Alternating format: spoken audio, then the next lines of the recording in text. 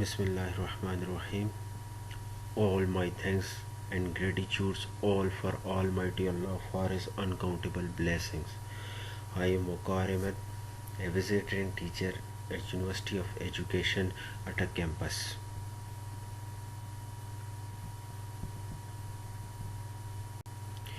The topic of my lecture is concluding the novel Great Expectation by Charles Dickens, highlighting major study questions from the lens of different critical theories. First of all, I would like to give some introduction about Charles Dickens and his work. Charles Dickens belongs to Victorian age. He introduced the trends of publication of novel from series to novel. He was a social critic. He enjoyed success during his lifetime, not after death, as Shakespeare gets success after his death. He left school at early age and he started work in a factory because his father was sent to jail. He was homeless. In 1836, he gets success because of the Pickwick Papers. He popularized the publication of novel from series to novel. He, used, he uses cliffhanger, a literary device to create suspense in the novel. The rate of reading increased because of his novel. In 1859, he wrote A Tale of Two Cities, a historical fiction. He published Great Expectation in 1861. In this novel, we can come to know about the situation of London of that time. He was he was famous for realism. Henry James and Virginia Woolf criticized him. They said Dickens' novels only have good plots and it is written just for entertainment. Psychologically, his novels lacks depth. Writing is loose and irrelevant sentiments. Charles Dickens, a name associated with social reforms. Charles Dickens, a name associated with common people. There are two types. One is art for art's sake, and the second is art for society's sake. Charles Dickens stands for the second things, art for society's sake, that is, literature for society. He used literature as a platform. He wanted to draw attention towards social problems, especially related to especially related with child. So he wrote novel on child abuses, child works and different other problems. The way he wrote these novels are enjoyable. The novel Great Expectation can be considered semi-autobiographical of Charles Dickens, like much of his work based on his experiences of life and people. The title Great Expectation refers to the Pip's great expectation. He was the hero of the novel, which are dimensional and ever evolving. His great expectation arrive in the form of his fortune and are embodied in his dream of becoming a gentleman. Although the novel is written in first person, it is not an autobiography, but it is a fiction because there are character, protagonist, etc. Everything is there. Great Expectation is a novel relating the growing experience of Pip, a young working class boy who lives in hopes of receiving a generous gift from an unknown benefactor. Pip plans to use his great expectation in order to raise himself from a life of labor and ignorance and become a gentleman. Sorry. Dickens' novel is a prime example of Bildungsroman, popular during the Victorian period. All novels rely on certain conventional elements including plot. Now the question is, what is Bildungsroman? Baldung's Roman is a novel about the moral and psychological growth of the main character. We can say that this Baldung Roman is a technique used by Charles Dickens in his novel Great Expectation. Poor young orphan meets beautiful young girl and grows dissatisfied with his social class. Anonymous benefactor promises to make the orphan a gentleman. Life in the upper class spoiled the boy, who who amasses vast debts and become a snob. A series of setbacks allow the now young man to see the error of his ways, and he matures as a working member of the middle class.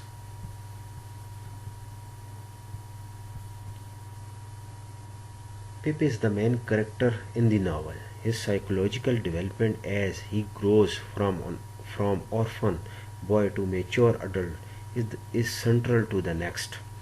Pip can be considered a dynamic character because he changes over the course of his novel as a result of his experiences.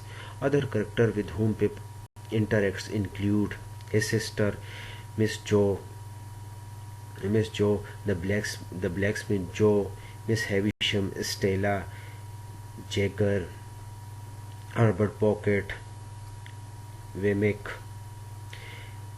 Magwitch, etc. In terms of plot and structure, it is also a journey from a small town to city and then back to the town, completing a full circle. There are so many different characters in the novel Great Expectation. First is Pip, which is the protagonist of the novel. Joe Gregory, Miss Joe Gregory, Mr. Pumblechook, Miss Havisham, Stella, Herbert, Magwitch, Compison, Jaggers, Molly, and Biddy. Now we will discuss Great Expectation from the lens of different critics.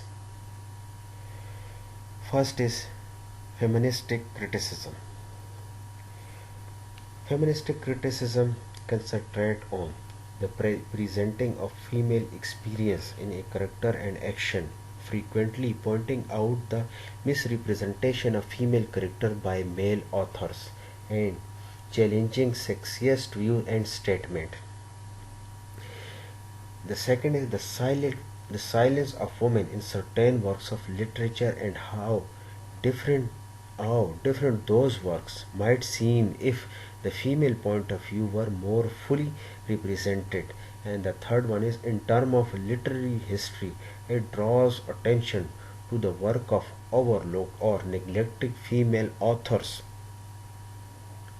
who are seen as constituting a separate literary tradition which is different from but not necessarily inferior to a tradition dominated by male teacher. In Great Expectation offers many opportunities for the first two of these approaches, as it is narrated by Pip. The male point of view inevitably predominates, but it is important to bear in the mind that the event of the novel might seem very different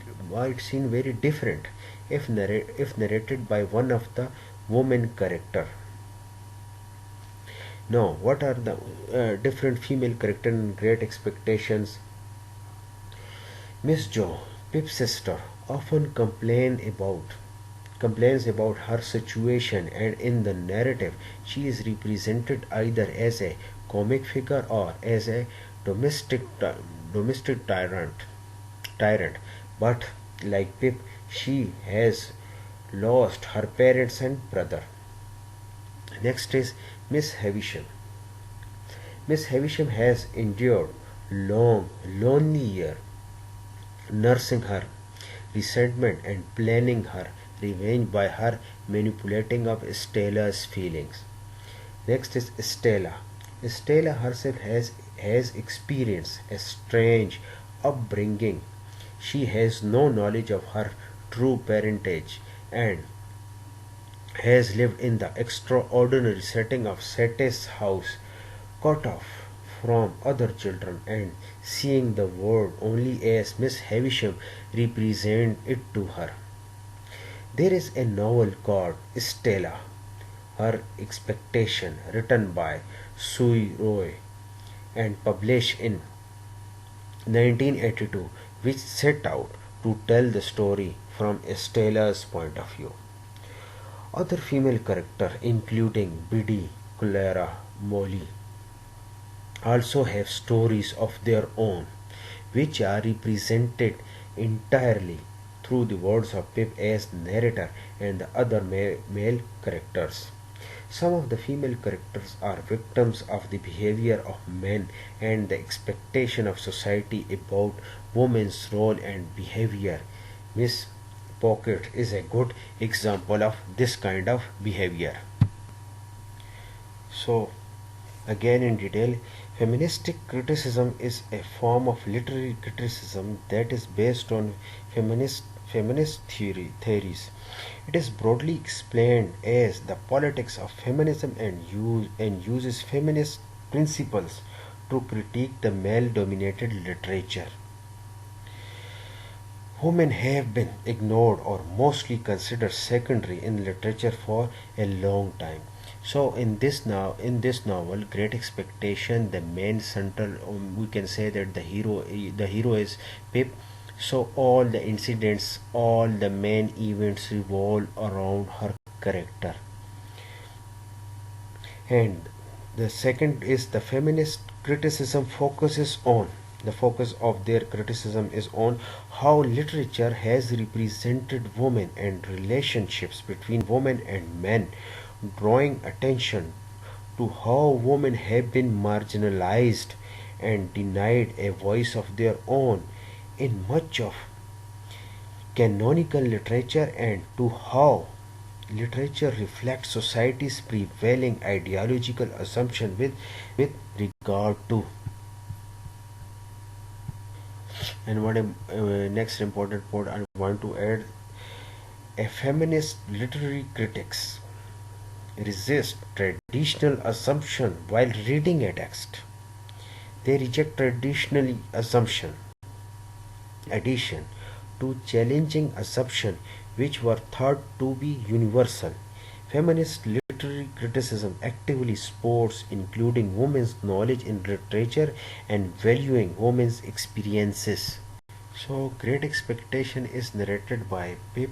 The male point of view in will predominate, but it is important to bear in the mind that the events of the novel might be seen very different.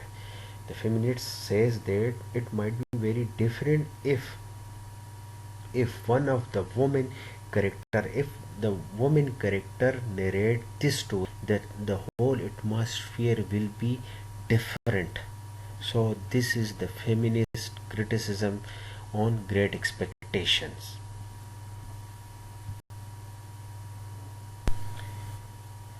Now we will discuss psychoanalytical criticism and Great Expectations. Psychoanalytical criticism adopts the method of reading employed by Freud and later theorists to interpret text. It argues that literary texts like dreams expresses the secret unconscious desire and anxieties of the author, that a literary work is a manifestation of the author's own neurosis. The development of psychoanalytical theory, derived from the work of Sigmund Freud, has had a major influence on literary criticism in a wide variety of ways. Three of these ways that are particularly relevant to Great Expectations are: first is the relationship between the writer and the text. What is that relationship between the writer and the text will be? This approach would concentrate on Dickens' own childhood and the extent to which his sense of parental neglect his experience of working in the blacking factory and his fulfillment of greater expectation may have influenced the shape and direction of the narrative.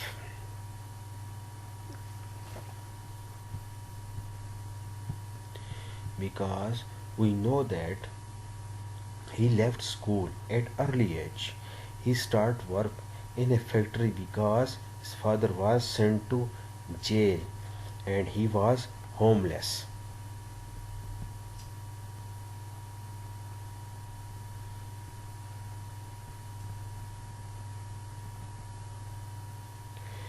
The next is the analysis of character in psychological terms. Here, the critics might concentrate on how characters behave, treating them as, treating them as psychological cases. For example, Miss Jo's fears, concentration on housework, her anger and resentment, and her treatment of Pip could all be seen as deriving from the loss of her parents and brothers, whom she never once mentions. Her sense of her sense of bereavement her sense of bereavement has in turned in on itself. Miss Havisham's bizarre and obsessive behavior in arresting time at a particular moment in the past, so that she is constantly reminded of her pain and suffering.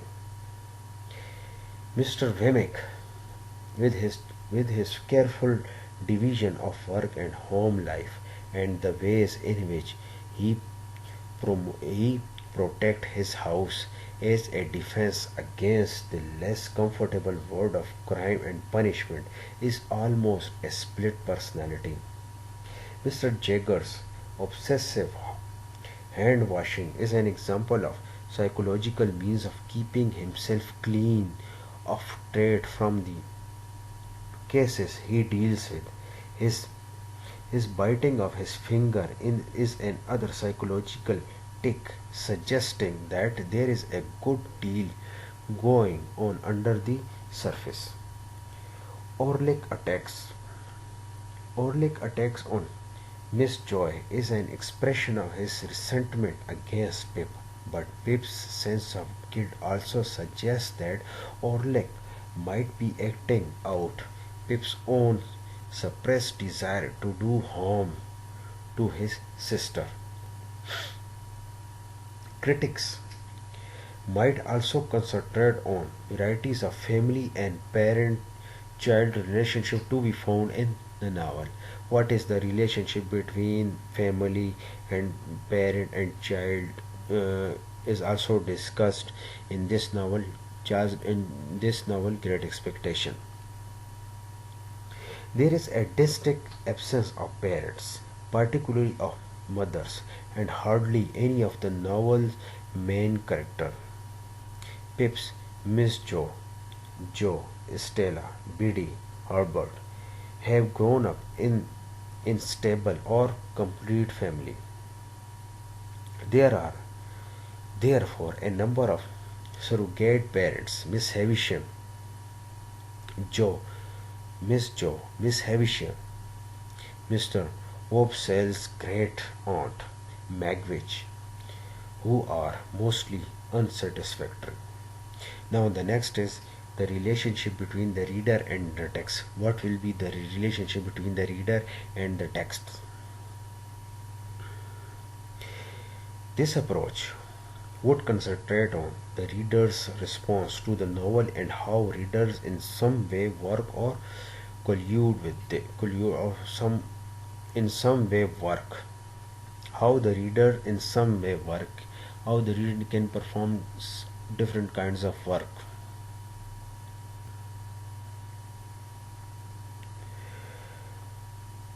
In the act of reading to construct meanings or satisfy unconscious wishes by their response to the characters and events. This is a theoretical way of stating that readers usually have empathy or sympathy with one or more of the novel's character and may therefore sorry, identify psychologically with the fortune of that character. In the case of Great Expectation, a good deal of the reader's understanding of the novel depends on the degree of his or her sympathy or hostility toward Pip. Readers will also bring to their reading their own expectation, often derived from their previous reading of the novels and how they are resolved. For example, in relation to the fate of Magwitch or the relationship between Pip and Stella. The next relationship is, yeah, and the next important thing is the construction of identity in the relation to the social order. In the opening passage of the novel, Pip is engaged in the construction of his own identity in the relation to his dead parents and brothers, to the physical environment, and to the rules of the social order. His realization that he and his sister are only survivor of this family could be seen as the source of his sense of guilt, a feeling which Miss Joe's treatment of him intensifies. When Magwitch turns him upside upside down, upside down, his of the word is disturbed, and again this is intensified by his visit to Miss Havisham. Subsequent events further disturb his sense of identity, and it is only toward the end of the novel that he is able to inherit a self that puts him in a stable relationship with the social world. So all this is about the psychoanalytical criticism and the great expectation. Psychoanalytical critics discussed great expectation with their psychoanalytical lens of view. Now the topic is post-colonial criticism and great expectation. Post-colonial criticism is similar to cultural studies, but it assumes a unique perspective on literature and politics that warrants a separate discussion. Specifically, post-colonial critics are concerned with literature produced by colonial powers and works produced by those who were or are colonized.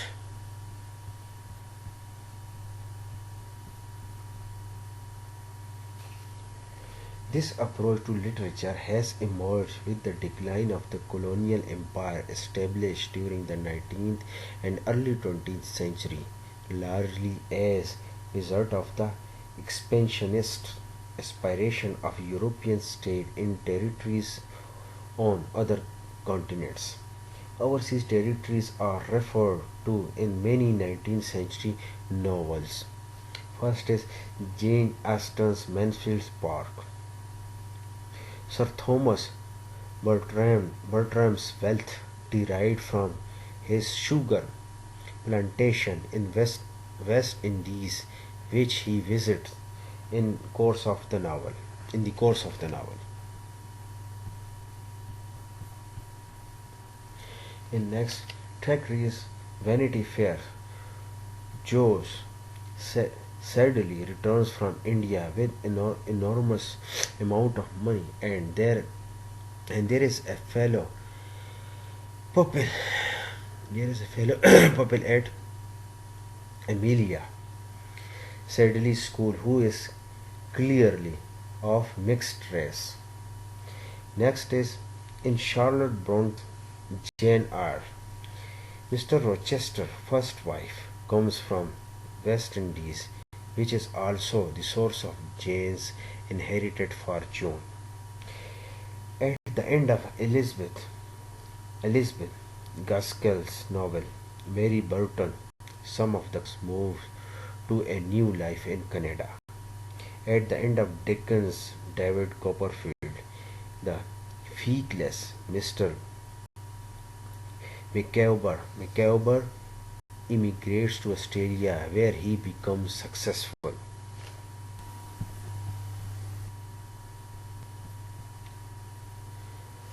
Post-colonial critics of these novels would emphasize that these places are seen as remote or unknowable, representing differences and otherness.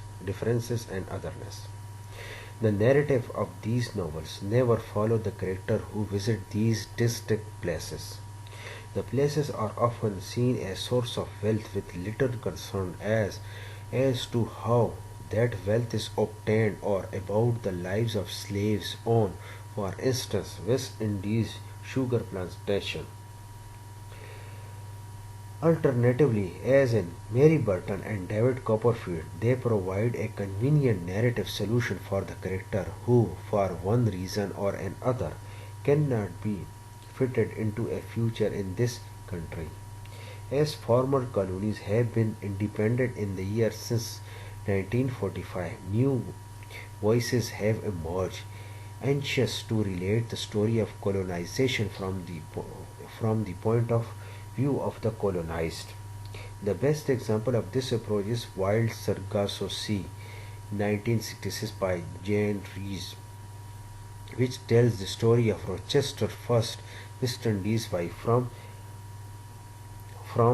her point of view.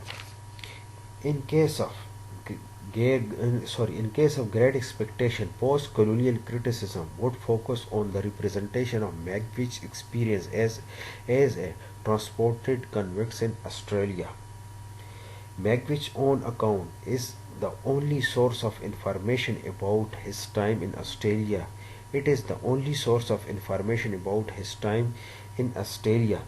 This emphasizes fantasies about making Pip a gentleman but says little about the hardships of life in Australia, well documented in historical record. Although the novel is skeptical about the law and punishment system of England, it contains very little explicit criticism of transformation, effectively as of disposing of unwanted individuals. Peter Kay's novel Jack Max 1997 takes Great Expectation as its starting point. How? It looks at the life of the title character on illegally returned convicts from Australia. The novel also contains an unscriptural novelist. Sorry, sorry, The novel also contains an unscrupulous novelist who wishes to take over Jack's life story for one of his books. Jack is composing his own writing. George is composing his own written account of his life. At the end of the novel, he returns to Australia, which he finds morally preferable to England and where he becomes a prominent citizen. Peter Carey is an Australian writer and his novel is a clear attempt to re-evaluate the convict's experience and its contribution to the country's history. So in this section we discussed the post-colonial criticism and Great Expectation.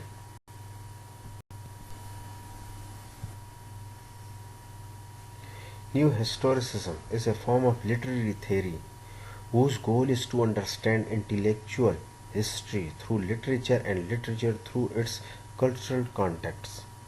New historicism is a literary theory based on the idea that literature should be studied and interpreted within the context of both the history of the author and the history of the critic. So they said we should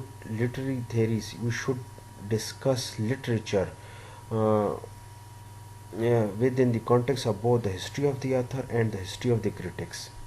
The new historicist also acknowledges that his examination of literature is tainted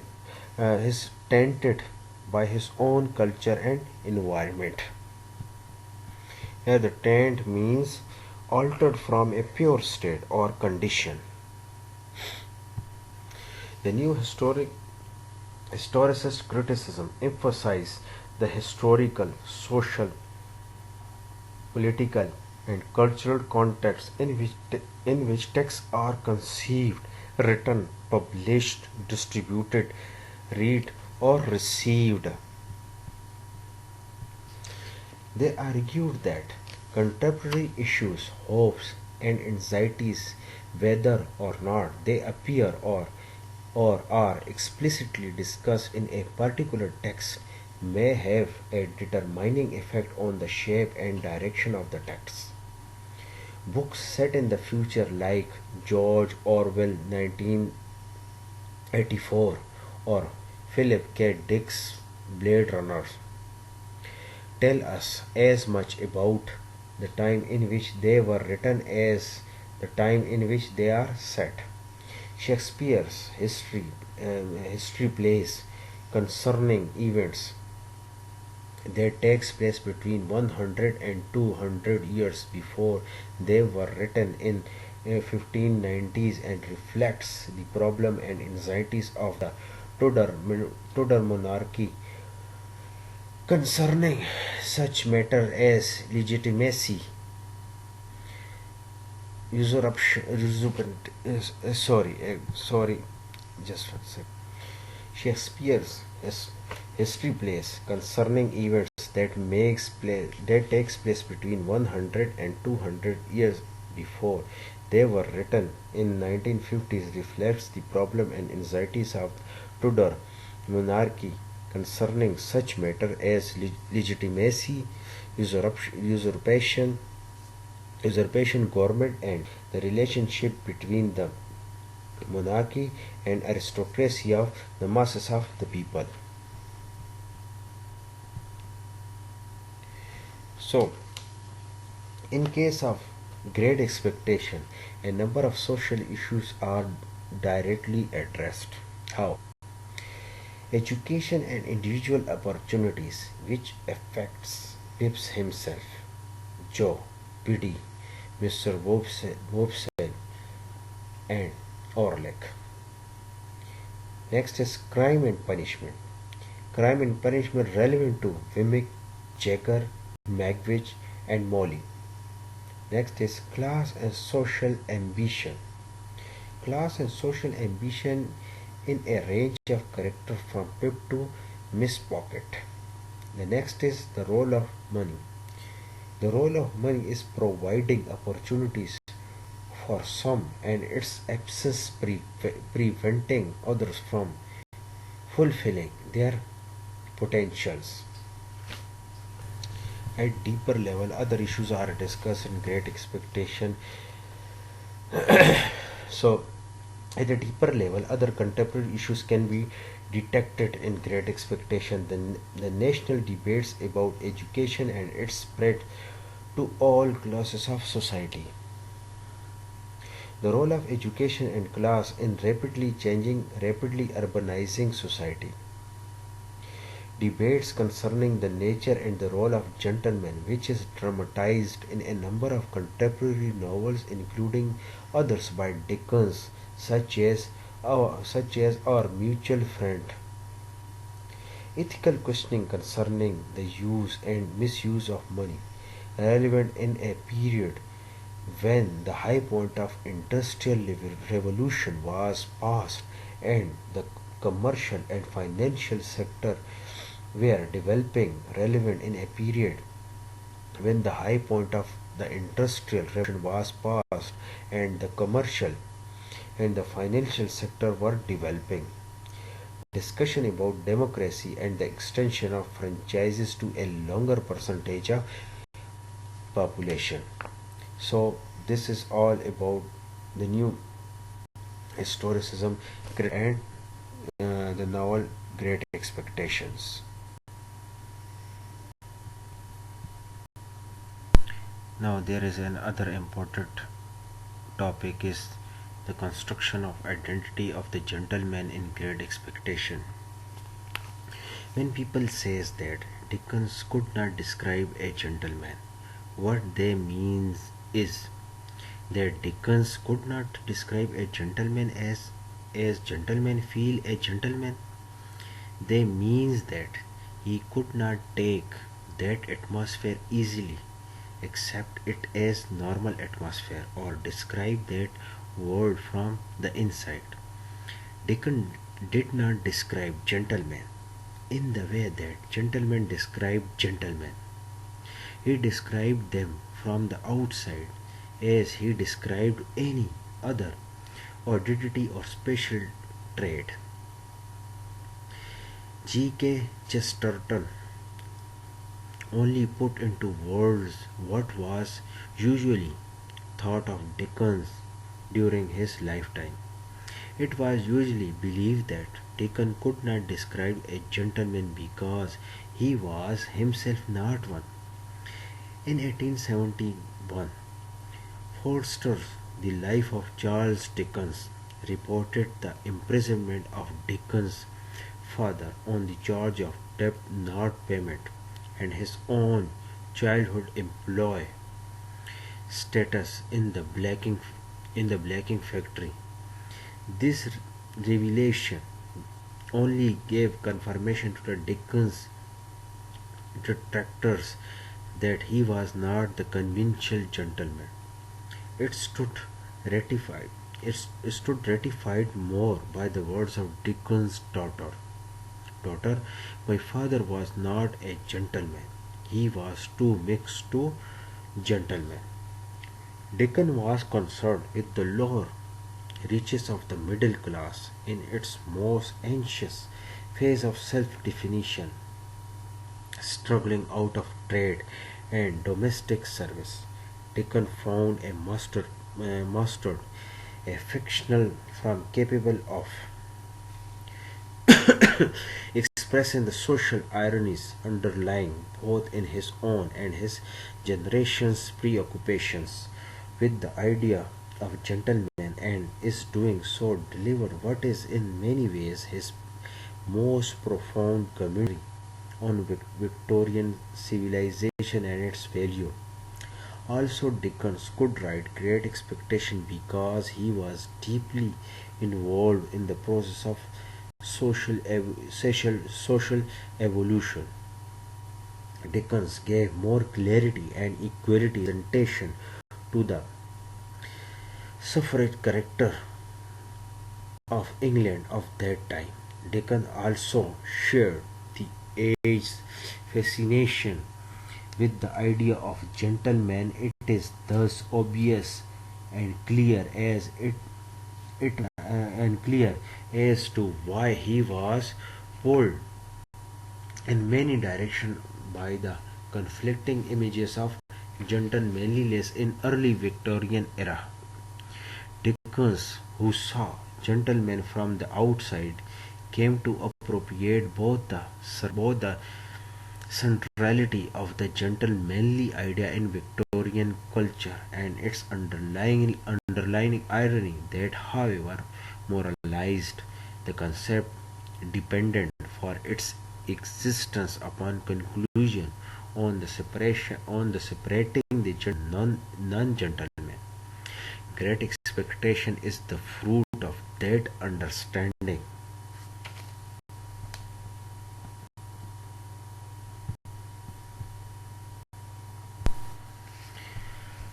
In this lecture, we have discussed feminist criticism and